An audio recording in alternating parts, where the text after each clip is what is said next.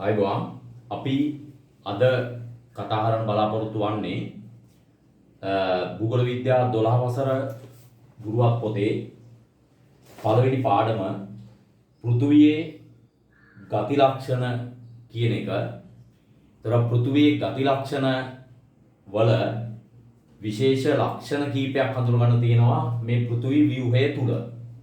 ඒකේ තියෙන මේ අති සුන්දර දේවල් අපි දැනගෙන තියෙන්න ඕන.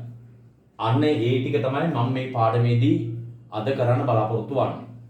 එතකොට මීට අවුරුදු කෝටි 460කට පෙර මීට අවුරුදු කෝටි 460කට පෙර බිග් බෑන්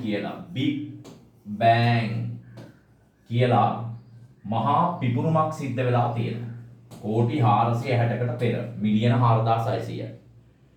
ඒ බිග් බෑන් කියන මහා පිපුරුමත් එක්කලා මේ ආකාරයට අපගේ ශීරපත මන්දාකිණිය කියන එක ආවා. ඒ ශීරපත මන්දාකිණියේ සූර්යයෙක් ඉන්නවා. තවත් ග්‍රහලෝක 8ක් තියෙනවා. ඒකේ අපේ ග්‍රහය තමයි මෙයා නිල් ග්‍රහය.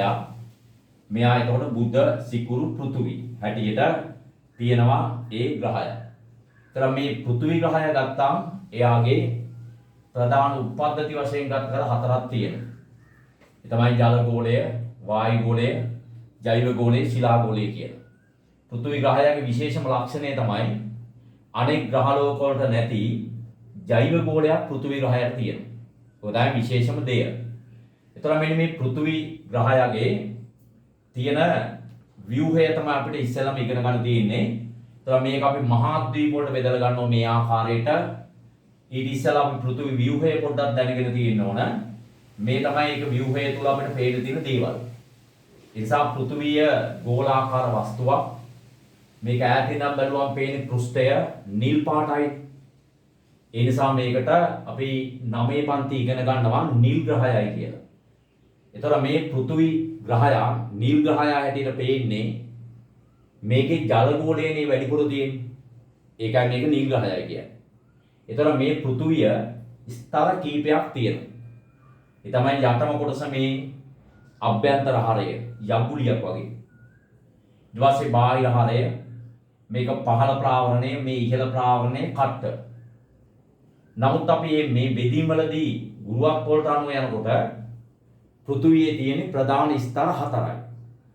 ඒ තමයි අභ්‍යන්තර හරය, බාහිර හරය, ප්‍රාවරණය, කබොල. ඒතර මේ කබොල සාමාන්‍යයෙන් අපි දන්නවා වක්‍ර පෘෂ්ඨයක්. මේක යටට යන සෑම මීටර් 32කටම සෙන්ටිග්‍රේඩ් අංශක 1 බැගින් උෂ්ණත්වය වැඩි වෙනවා. ඒ නිසා මේක යට ඉතාමත්ම අධික උෂ්ණත්වයක් සෙන්ටිග්‍රේඩ් අංශක 6000ක විතර උෂ්ණත්වයක් තියෙනවා. ඒතර මේවා අපිට ස්තර වලට බෙදලා ගත්තාම වටේට තියෙන මේ ආකාරයට කට්ටක්නේ. ඒ වටේට තියෙන කට්ට තමයි මේ තියෙන්නේ. දැන් පෘථුවි කබොල කියන්නේ මේක. දැන් අපි ගත්තොත් මේ කටු වල කෑලි තියෙනවා. දැන් මේකේ බැලුවම් පේනවා. දැන් මේ තියෙන විශාල කට්ටක් තනිකර සාගරයෙන් වැහිලානේ. අපි මේක නම් කරන්නේ සාගරික තැටියක්. යටතම සාගරේ නෑ. සාගරික තැටියක්. ඒතර සාගරික තැටියේ ලෝකේ විශාලම එක තමයි මේ පැසිෆික් භූ තැටිය. ඊගාට මේ තවත් තැටි තියෙනවා. උතුරු ඇමරිකානු තැටිය, දකුණු ඇමරිකානු තැටිය, අප්‍රිකානු තැටිය, ඊගාට යුරේසියානු තැටිය, ඉන්දු ඕස්ට්‍රේලියානු තැටිය කියලා මේක භූ තැටි වලට අපි බෙදා ගන්නවා. යට තියෙන මෙතන ඇන්ටාර්ක්ටිකා තැටිය. ඒතර මේක වක්‍ර පෘෂ්ඨයක්.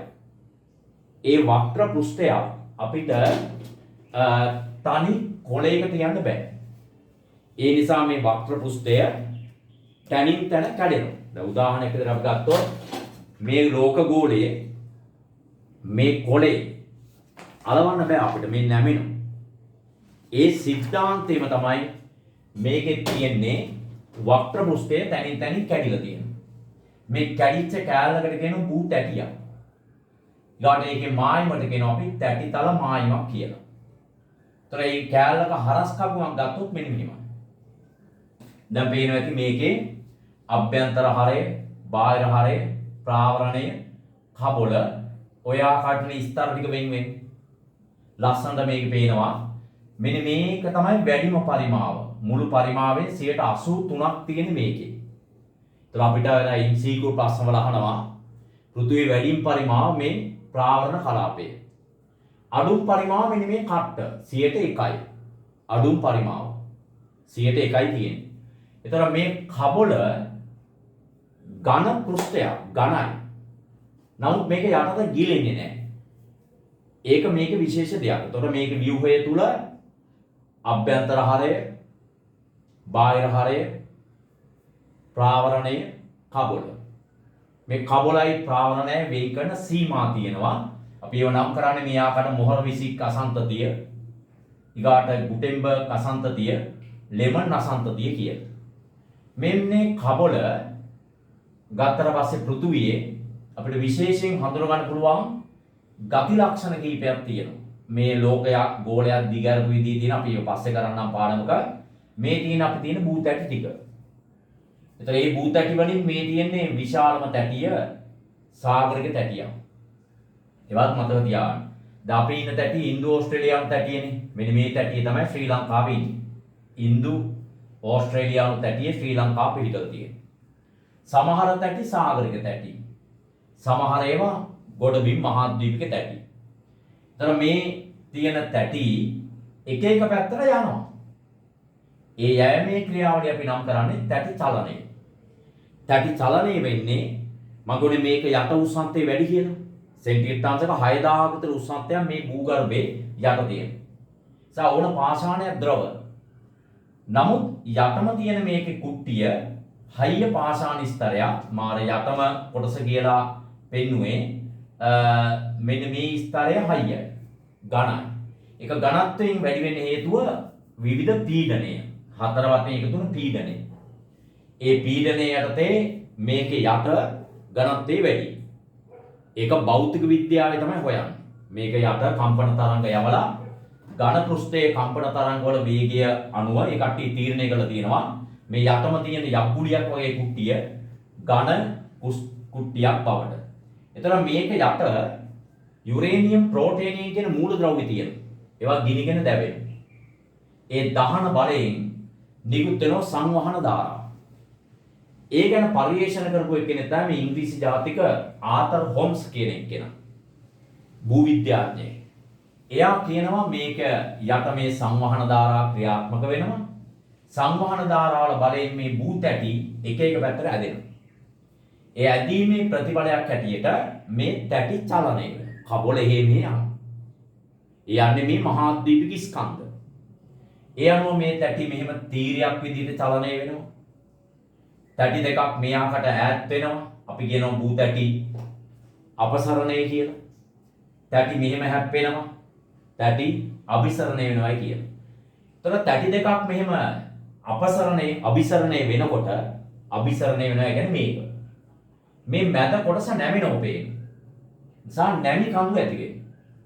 අපි මේ භූ තලයේ වටේ තියෙනවා කබොල වටේ රොකි, අන්දි, හිමාලය, ඇට්ලස් ආදී විවිධ නැමි කඳු කපු තලයේ වගේ එක එක කඳු නැවෙන්න හේතුව තමයි මෙන්න මේ තෙරපීම. ඊගාට මෙතෙන්දි පේනවා ඒක තෙරපීම වැඩි වුණොත් තවත් උඩට නැවෙනවා. ඒ තැටි තල නැවීම කියන්නේ ඒකයි. දැන් මෙන්න මේකෙන් පේනවා මේ බලය එනකොට දුර්වල පාෂාණ යකට ගිහිල්ලා උණු වෙනවා. මේ කළු කලත් එක්ක මේක උඩට නැමිලා යනවා. ඒතර මේක නැමි හැඩය විවිධ වෙනවා. ඒතර අපි කියන ඒවාට උඩු නැමි, යටි නැමි, අවාන්නාකාර නැමි, ඔත් නැමි එක එක ආකාරයට මේවා නැමෙනවා. කබොල නැමෙනවා කියන්නේ මේක. ඒතර මේ කබොලේ තියෙන පාෂාණ තමයි මේ එක එක පැත්තට ඇදිලා යන්නේ. ඒතර අපි ද්‍රවයක් උඩ ඉන්නේ. ද්‍රවයක් උඩ තමයි වටේටම මේ ඝණය තියෙන්නේ. හැබැයි අපි මේ ද්‍රවයේ ගිලෙන්නේ නැහැ.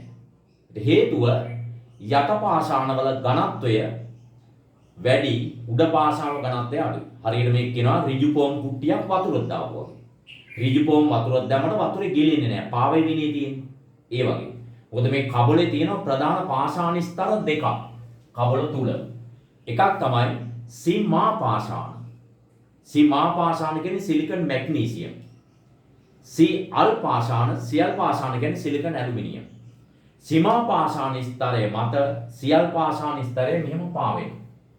මේ සියල් පාෂාණ ස්තරයේ සීමා පාෂාණ ස්තරයේ වෙන් කරන සීමාවට කියනවා කොන්රඩ් අසංතතිය කියලා.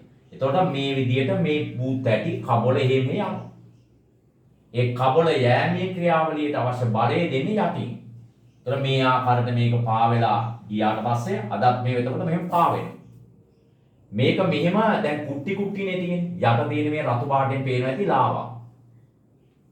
ඔය ලාවා කුට්ටිය එන්නේ නැතුව වහගෙන තියෙන්නේ මේ කබොල්ලේ. එතකොට ඒ කබොල තුනී වෙලා කඩල යන තැන් වලින් මේව මතුවෙනවා. නැමිලා යනවා. දැන් මේ භූ ස්කන්ධ සම්පූර්ණයෙන්ම චලනය වෙනවා. වාර්ෂිකව මේව සෙන්ටිමීටර ගණන් එහාට මෙහාට වෙනස් වෙනවා. ඒක සාමාන්‍ය රටාව. එතකොට දැන් බලන්න මේ අභිසරණය වෙනකොට වෙන වැඩි. තැටි දෙකක් මෙයාකට යනකොට දැන් මේ ඉන්දියානු මහද්වීපයේ කිලිතම් මේ ස්තරයේ යටට යනකොට මේ දිය වෙනවා, උණු වෙනවා. ඊගාට නැමෙනවා. ක්‍රමයෙන් බලන්න හිමාලය කන්ද ඇති වෙනවා. ඒ නිසා තැටි අභිසරණයේ ප්‍රතිඵලයක් ඇටියට හිමාලය කන්ද ඇති වෙනවා. හැබැයි යටට යන ස්තරයේ උණු වෙලා අර ධාරයෙන් මතුවෙන්නේ නැහැ. ආනේ එතකොට ගිනි කඳුත් මතුවෙනවා. ඒ නිසා ඒ වගේ දේවලුත් මේකේ නිර්මාණය වෙනවා. දැන් පේනෝනේ හිමාලය කන්ද ඇති වෙන හැටි. තැටි මේ විදියට ගැටීමෙන් අභිසරණයෙන් ඇති වෙන දේවල්. එතකොට මේක වටේ දැන් තැටි වල දුර්වල තැන් තියෙනවානේ. තැටි මායි. ඒ තැටි මායි වල මේ ආකාරයට ලාවා සක්‍රිය වෙනවා. ඒ කියන්නේ ගිනි කඳු සක්‍රිය වෙනවා. ඒක තමයි සාමාන්‍ය රටාව. ඒ අපි යමහල් පාඩමේදී ගිනි කඳු ගැන වෙනම ඉගෙන ගන්නවා. දැන් මේ තියෙන්නේ ලාවා සක්‍රිය වෙනවා. කීප පළකින් ආවොත් මෙහෙම කියනවා සංයුක්ත යමහල් අලුකේසු. අන්නේ ටික තමයි මේ අපිට මේ කියන්නේ. වෙනත් පිටකොට මේ ලෝකය මේ ආකාරයට තියෙන එක සිලින්ඩරයක් වගේ කොලයක දාලා දිග ඇරියෙන් තමයි ලෝක සිතියම හදාගන්නේ. ඒ ලෝක සිතියම් හදන එක වෙනම වැඩක්. ඒක එක විදිහට ලෝක සිතියම් හදාගන්න ඒවා කරනවා. ලෝක සිතියම් හදලා තිබුණ නැත්නම් අපිට පාවිච්චි කරන් තියෙන මේවනේ. ලෝක ගෝල. ලෝක ගෝල පාවිච්චි කරන්න බැරි හින්දා තමයි සිතියම් විද්‍යාඥයෝ මේ ලෝක ගෝලය පැතලි තලයකට ගත්තා මේ ආකාරයට ලෝක සිතියමක් විදියට. ලයිට් එක ආදර්ශ ගෝලයක් අරගෙන ලයිට් පත්තු කරලා කරපු වැඩක්. ඒකේ වාග්ය හිමි වෙන්නේ සිතියම් විද්‍යාඥයන්. එතන මේ පෘථුවේ අභ්‍යන්තරය තුල දැනගත යුතු දේ සාරාංශය මේකයි. මේක ප්‍රධාන වශයෙන් ස්තර කීපයක් තියෙනවා. ඒ තමයි අභ්‍යන්තර හරේ, බාහිර හරේ, ඉහළ පාරණේ, පහළ පාරණේ කබොල. මේ ආකාරයට කබොල තුනීම ස්තරයේ 101යි. 80ක් තියෙන ප්‍රාවරණය, යටම කුට්ටියේ තියෙන හයියයි. ඒ හයිය කුට්ටිය ඝනයක්. ඒට හේතුව හතර වටින් එකතු වෙන පීඩනය. එතන මේකේ උඩම කෑල්ල තමයි කබොල. කබොල හැදිලා තියෙන ප්‍රධාන පාෂාණ ස්තර දෙකකින් සියල් සීමා. එතන මේ පාෂාණ ස්තර දෙකෙන් සැදිච්ච වෙන් කරන මායිම කොන්රඩ් අසංතතිය කියනවා. ඒ වගේම කබොල සහ ප්‍රාවරණය වෙන් කරන සීමාව මොහරවිසි අසංතතිය කියලා අපි කියනවා. ඔන්න ඔය ආකාරයට මේකේ කබොල එහෙ මෙහෙ යනවා. ඒකට අපි කියනවා භූ තැටි චලනය කියලා. ඒ තැටි චලන ආකාර කීපයක් තියෙනවා. අභිසරණය වෙනවා, අපසරණය වෙනවා, තීරයක් ආකාරයට චලනය වෙනවා. ඒ නිසා මේ භූ තැටි චලනයේ ප්‍රතිඵලයක් හැටියට නැමි කඳු, විභේද ආදී මේ භූගර්භය තුළ නිර්මාණය. අපි වර්ණ දාලා අඳින්නේ ඔය නැමි කඳු තමයි. උඩු නැමි, යටි නැමි, ඒ වගේ ඒවා. ඒ නිසා අපි ඒ ටික ඊළඟ පාඩමේදී කතා කිරීමේ කාර්යය කරමු ලබනවා. හරිනේ?